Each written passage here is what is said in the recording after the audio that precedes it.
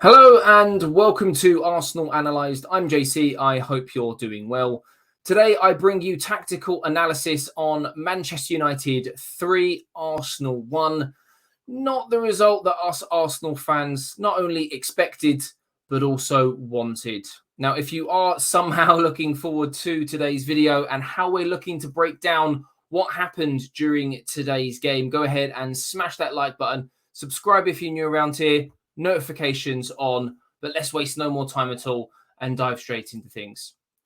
Looking at the lineup, I was surprised with a few of the starters, if you will. In my preview video, I did mention that I thought that Arteta may be playing mind games when talking about the likes of Ramsdale, Zinchenko and Odegaard, all of which, as we now know, got the nod. I did half expect rotation in midweek against Aston Villa for fresh legs in this game, and we nearly had a fully fit first team 11 barring Thomas Partey, who I hope will be back in the next few weeks. But apart from that, we couldn't really ask for much more in terms of the 11 names on the team sheet.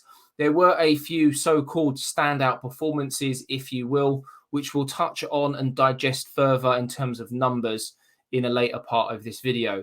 One thing that I did want to mention, though, in terms of the back four, this was probably the first game this season where I felt that we were really exposed in this new system that Arteta is implementing. There were times where Zinchenko did come inside, and it has worked well against the likes of Villa, Bournemouth, Fulham. Not always Zinchenko playing that role, but in terms of the system, it has worked very well. And today, against a top six side and a manager that really knows what he's doing, we were exposed. Now, as you know, for the regular watchers, this is not a rant channel or rant type videos, but it's very frustrating when two of the goals, the last one and the second one, were two defensive splitting passes, which we'll analyse just shortly. Arsenal need to be a lot better than that.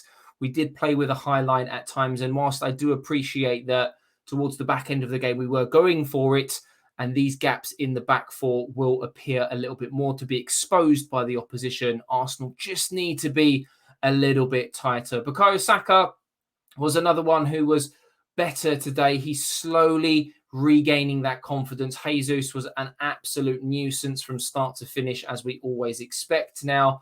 And Martinelli, very direct, fearless, full of pace, very unlucky not to get on the score sheet. And Martin Odegaard, of course, setting the tone and the pace. I did feel like Arsenal were the better team for 60 minutes. And if we do play against other teams in the Premier League like we did against Manchester United, we will put them away in that 60-minute period. In fact, we have already done that during the first 5 games of the season. Sambi and Xhaka, they played okay. You can tell that maybe this particular game came a bit too soon for Sambi. Minutes in the legs will always be a good thing, and these types of experiences will also be very good for him. But Thomas Partey is the type of player that you want in these types of situations. It did mean that Granit Xhaka did play at times slightly deeper compared to that more advanced 3-8 role on the left, but we have to adapt with the players that we've got. In terms of stats, there's nothing that really stands out to me. XG was fairly shared. Arsenal had a few more shots. Arsenal had more possession. After that first 10 minutes where Manchester United dominated, Arsenal had the goal disallowed. Momentum did switch, and all the way up until around about the 65th minute, it did feel like Arsenal were going to change the game and turn things around. The only frustration for me was that it felt like Arsenal were punished more for the fouls that they dished out compared to Manchester United, who dished out 4 more than Arsenal. So do let me know down in the comments below before we go into the stats and key moments of the game. In terms of a brief analysis, do you agree with what I said? But by all means, let me know what you think as well down below. In terms of top statistics, Cristiano Ronaldo, although he came on with just over 30 minutes left on the clock, he managed to win 3 aerial duels alongside Delo. 13 ground duels won by Jesus. Just goes to show how much of a nuisance he was for Varane and Martinez in this fixture. Varane winning 5 tackles, interceptions, Casemiro 3, which is frustrating because he came on late in the game as well. Saliba with a 97 passing completion rate, the highest of any other player on the pitch, is something that we've seen quite often in those first 6 games of the season for Arsenal. Jesus with 5 key passes continues to be in and around everything going forward, that threat in the final third. Xhaka with 4 long balls completed, something that we often associate with Thomas Partey playing in that deep single pivot. But as mentioned, Granit Xhaka played, in my opinion, a slightly deeper role on that left-hand side compared to previous games. Eriksen completing 2 crosses. We've got dribbles completed, Jesus 3. And for those of you who did watch the game, that was a low number in my opinion. I thought it was higher than that. And shots for a change is Saka with 4. The last 3 videos I've done, it's actually been Martinelli. So it's nice to see a different name and nice to see Saka getting in and involved more and more and more. An assist last week, a goal this time round. Yes, it wasn't the result that we want, but these are the sorts of positives that we have to take from the game and have to build upon. Looking at Manchester United in terms of their shape, they were very, very compact centrally. Their fullbacks very, very deep compared to Arsenal's. When we look at Manchester United's, for example, they're very, very close to those central midfield players and central defenders. Whereas if we look at Arsenal's Zinchenko, number 35, he's certainly tucked in, making those numbers up, creating more of a narrow problem for Manchester United, creating overloads in the centre of the park. And that's where Arsenal had a lot of success until the point where they brought on Fred and Casemiro. Ben White playing very, very wide. One thing that I did notice, especially in the second half, and this is highlighted in Arsenal's passing shape, is that Gabriel Jesus did drop very, very deep to get involved. And whilst it was working at the start of the second half, when those changes were made, the ones I just mentioned, the space between the lines was completely gone. And we often had to rely on Martinelli and Saka, which again, they did come pretty deep. Manchester United looking to hit Arsenal mainly on the counter-attack. And going back to the previous slide, Arsenal having 60% of the possession tells its own story. And you can just see there in the very bottom graph for Arsenal, the amount of deep orange on the right and the left-hand side, especially on that right-hand side. So I don't think Arsenal will change too much going forward. We were defensively, there were improvements to be made. There were areas that were exposed. Unfortunately, this did go the wrong way. On another day, Arsenal could have won this game, but we'll have to wait another day until we beat Manchester United at Old Trafford. In terms of key moments, we can see here in the top left-hand corner, picture number 1, this was the supposed foul on Christian Eriksen from Martin Odegaard. And we can see here in picture number 2, just how close Tierney was, the referee, and the line of vision, which is very, very clear and in real time. This wasn't something that happened particularly fast. It was quite slow in central midfield.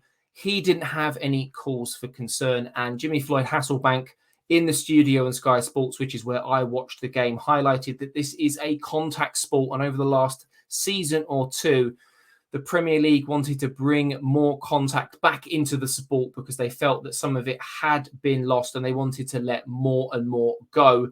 So for me, this one being given as no goal, it really, really did hurt me. And it makes me think how much more of a contact sport will this or not become over the next couple of years. Some may call me salty. I don't know. Let me know down in the comments below. Do you agree with this decision? Do you think it was harsh? Do you think it was right? Let me know your thoughts. Picture number 3 is the start of Manchester United's goal. Anthony scoring on his debut. There are some frustrations here. Arsenal being hit in a position where they created overloads. Gabriel coming out of position to meet Bruno Fernandes, as we can see here in the red circle. The ball is then played into Jadon Sancho on that right-hand side. Now, Ben White is the one that is marking him. He's quite tight, you can see, in that top yellow circle. But unfortunately, Sancho manages to come inside, that we can see here in picture number 4, highlighted in the red circle, and pass the ball to Marcus Rashford, who is the yellow circle in the middle of this picture. Now, Saliba is the wrong side of Marcus Rashford, which means that Zinchenko, as we can see here, is having to come across to try and meet the ball, meaning that Antony now is completely left free, open to strike the ball, which is exactly where Marcus Rashford plays it.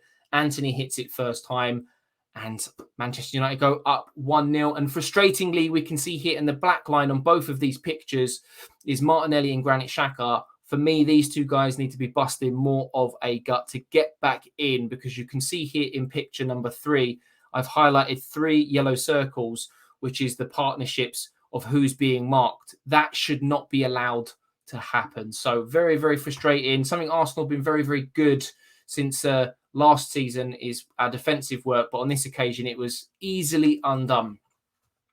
Looking at picture number 1 here, this was Arsenal's goal. Martin Odegaard slotting the ball through. You can see here in the yellow arrow, and the top red circle and red arrow is Gabriel Jesus making that diagonal run into the box, being marked by Delo. And behind Martinez is Saka. Martinez may be caught ball watching, and Malacia completely out of position. When the ball does eventually arrive into the box, Delo does get a touch on the ball, and Saka simply mops up to make it 1-1. The very, very simple goal to analyse. Very, very much so with picture number 2. Arsenal being hit here on the counter-attack, very much how I saw Manchester United set up today. Zinchenko being pulled out of position, allowing that space in the central area. Arsenal playing a very, very high line. We can see here Ben White and Saliba both marking Marcus Rashford. Zinchenko not getting to the ball in time, and Gabriel caught in 2 minds. He should be a little bit tighter for me to Saliba. There's way, way too much of a gap there for Bruno Fernandes to smack the ball through into, and Rashford is electric quick. And as we know, for those of you who watch the game, he latches onto the end of it and scores to make it 2-1. Very similarly to picture number 3, which was the 3rd and final goal for Manchester United. Arsenal did very much twist at this point, with Mikel Arteta making 3 very attacking substitutes, which I was quite surprised at. For me, this was the turning point in the game. There was still 20 minutes left on the clock. Maybe look to make 1 substitution, because Arsenal were very much on top at this point, really piling the pressure on Manchester United. However, we took Zinchenko off. It looked like we went to somewhat of a back 3, not as much in midfield either. Eriksen makes that run through the middle of the park. The ball is played diagonally to him. Ben White, the only player back. And as we can see here in picture number 4, it's square to Marcus Rashford, who makes it 3-1. With regards to standout players, Bukayo Saka is one for me who done very, very well in this particular game. As mentioned right back at the very beginning of the video, he is starting to regain that confidence, in my opinion. And going back to the action areas, a lot of what Arsenal done well today did come down that right-hand side. He got himself a goal, 49 touches, 74 passing accuracy, which is quite low for him. 1 key pass, 1 cross completed, 3 long balls completed, 4 shots and 4 duels. So some very, very good numbers. Maybe we just needed for him to be a little bit more clinical. And if his confidence was slightly higher today, maybe he would have bagged himself a goal or been slightly more of a threat going forward. Now, someone that was an absolute handful and nuisance and has been the whole of this season in an Arsenal shirt is Gabriel Jesus with 64 touches. Very unlucky not to get himself on the score sheet today. Did really cause Varane and Martinez problems from the word goal. 88% passing completion, 5 key passes, showing everyone that he doesn't always need to hit the back of the net to be involved and cause problems. 1 long ball completed, 3 dribbles. As already mentioned, I thought that was much higher, but the stats websites have got it down as 3. 2 shots, 2 tackles, and 13 duels. Not afraid to get his hands dirty by any means. Do let me know your thoughts down in the comments below with regards to this game. Also, please let me know who your Arsenal man of the match is. It's difficult to pick one when Arsenal lose. I'll be back bringing you more content for the opening Europa League game, which I believe is this coming Thursday. So get that notification bell button on so you don't miss out on that. Like the goddamn video if you have enjoyed it. Subscribe if you're new around here. Not the result that Arsenal wanted, but we are still top of the league. Not quite ready to hit that panic button just yet. But for now, I'm JC, and I'll catch you in the next one. Stay safe and take care.